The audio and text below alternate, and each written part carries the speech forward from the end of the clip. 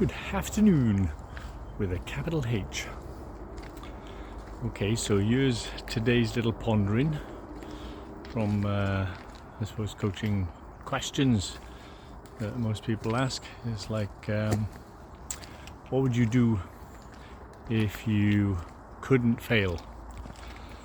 So what does the question do? The question opens someone up to the idea of possibilities, because as soon as we remove the consequences of failing, there's no risk.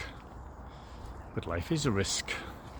So asking someone what would they do if they couldn't fail is a great question to ask them. What would they like? But most people also wouldn't answer out of all the myriads of possibilities.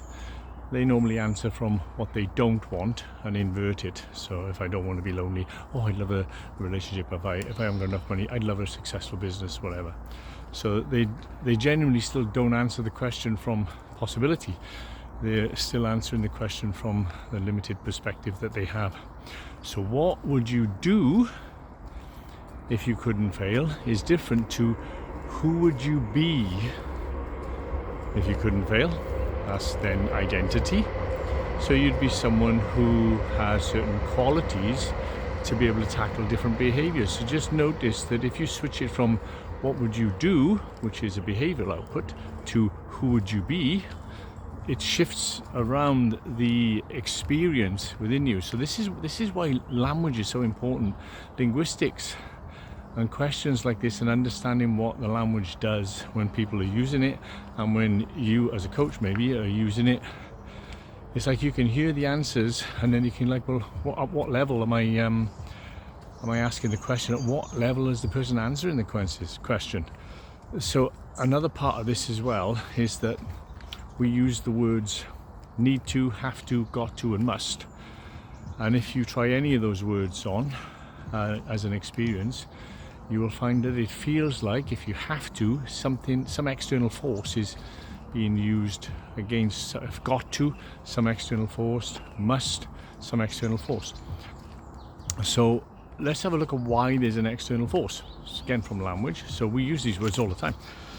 So the external force is the fear of the consequences. I need to do this, I have to do this, or I must do this because, and then because, sometimes I'll just end with because, but it's because there are consequences and I want to avoid the consequences. So that's the same with anything, but most of the time it's not the consequences. Again, another layer is I won't be okay with those consequences. Now, the day you can get to the point where you know you're going to be okay with all consequences because you just know you're going to be okay, that's self-trust. So who would you be if you knew you couldn't fail? Would be someone who could trust themselves.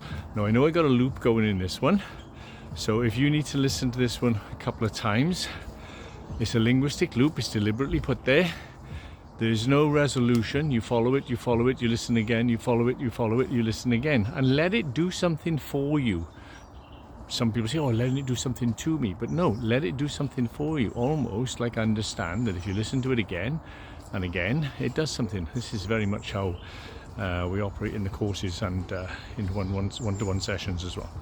So have a little play around and type the word freedom underneath if you want to remember this for yourself and you want that loop to run in your head automatically. See you later.